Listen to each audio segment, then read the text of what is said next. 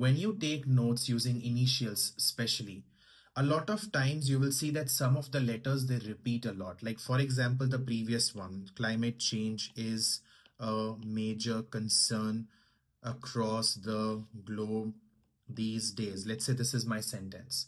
Now, if you look at this, C is getting repeated a lot of times. Sometimes this creates a lot of confusion and you forget that which one was this C, what was this C, what was this C. This happens especially when a letter is repeated several times. Okay, it might happen with something which is not repeated, but it does happen a lot with a letter that gets repeated a lot of times. Sometimes a letter is repeated 5 times.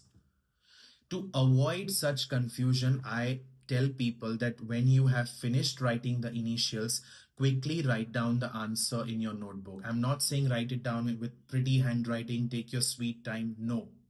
Okay. Write it down quickly and just like this, climate change is a major concern across the globe these days, like this, just so that you don't forget because you've quickly written down the answer. This is your step 2. Okay, and now you have it written. You can look at the notebook and type in your computer. You will never forget the content because you've quickly written it in your notebook.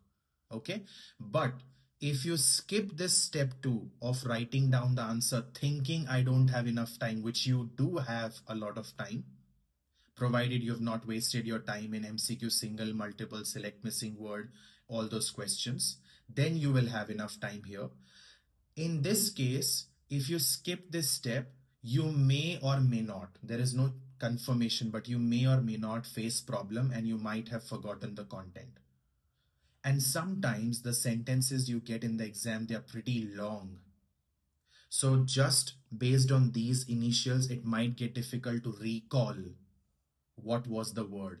So the best thing to do is follow the 3-step strategy, write down the notes first, then write down the answer quickly in your notebook, and then type it in the computer by looking at your answer in the notebook. And this way you will not make mistakes in dictation. Clear, everyone? Please write down the 3-step strategy.